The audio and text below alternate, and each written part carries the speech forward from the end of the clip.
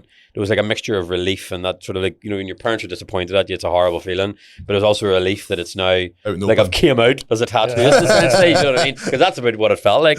And, you know, that just, I kept going. I was just tattooing and tattooing. Everything and anything came through the door.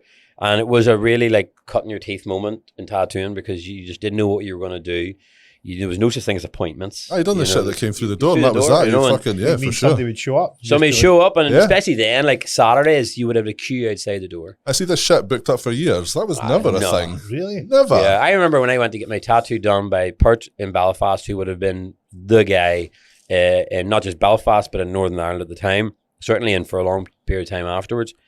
I went down to get tattooed by him, and if you left the studio, like you lost your spot. Yeah. I remember standing with my foot in the door, literally, as my friend got me a burger. I was eating this burger, and then somebody came out, like, fuck, you know, burger down and sit back down again. And that's why I introduced appointments, because I just sort of thought, surely it's better for everyone. It's better for you. You know what you're going to do tomorrow. But that old school mentality was the excitement of the job was not knowing what you were going to do and then moaning about how much you hated it all. Sick and tired of doing those fucking things. Well, they're on your wall. You know, take them off if you don't like doing them. You had some cunts that would fucking wait all day and not get tattooed. Yeah, you basically went fucking no time. raging. Yeah, and then but tattoos then there were one shot tattoos as well. So there were pieces that for the most part were just done. Yeah, even a sleeve was only an amalgamation of pieces. It was a collection of tattoos of stuff. Right. So you weren't waiting in line to get a sleeve started, but. Tattoo, I mean, it's not that long ago, but it's a different time, 100%. And you know what? 20 years prior to that was a different time again. And where it is at now, it's just entered this realm of, you know, the young people certainly take it for granted.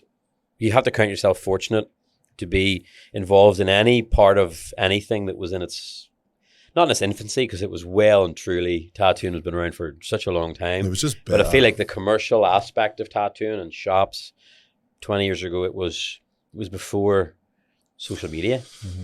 And then, you know, you talked about earlier where that generation that remembers not social media and then social media, and tattooing can, you know, you can literally pivot on that as well. Mm-hmm.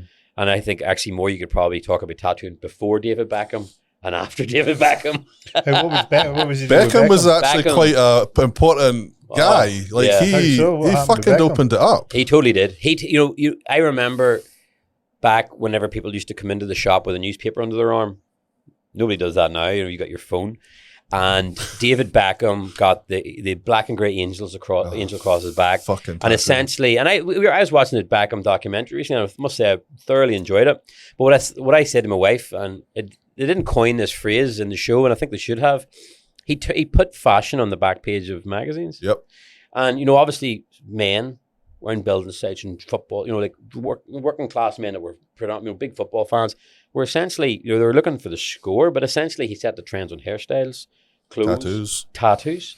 And essentially, if you could look at the back pages of pivotal moments when David Beckham was playing for either England or United or whatever, and he was, you know, scored topless, whatever, you can just see the tattoos growing. And society, that's why black and grey, I would actually argue that black and grey realism is as popular because of David Beckham. I think he started it. No, the angels and demon concept. I'll back you right on that, 100%. David Beckham completely started that trend. Yeah, and I really wish they would have talked about that in the documentary, because I think it would have. I don't even think he realizes it. But any tattooist that was tattooing, I think he'll know. Like, well, he's bound to. Like, he do such a like the wings.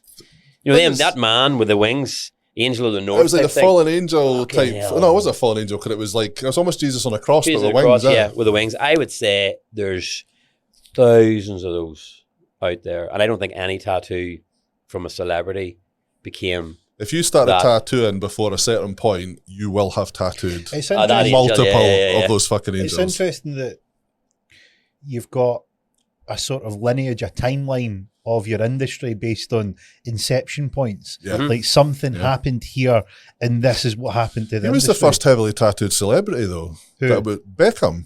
Yeah. That was out in the open. Tattooed, he's fucking covered, certainly, because he was obviously, and the fact that he was married to Victoria Beckham, or Posh Spice, and obviously he put it onto the mainstream, MTV. I mean, like in America, you would have had rock stars Like I have an old Rolling Stone book about tattoos that came out 20 years ago, and it would have been like Motley Crue and all those guys would have had rock but and roll they kind of tattoos, followed into that kind of like... They still were subculture. Aye, but kind of how like rock and roll stars were like drinking, druggies, sailors were drinking, druggy. They weren't like the front of Hello magazine but it's this kind OK of magazine. First, professional, clean cut, suits, fucking, David, not...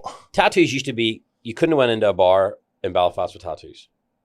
Up until, I remember whenever I had sleeves, doorman would come to you in a club or in a bar and say, listen, you need to cover your tattoos up.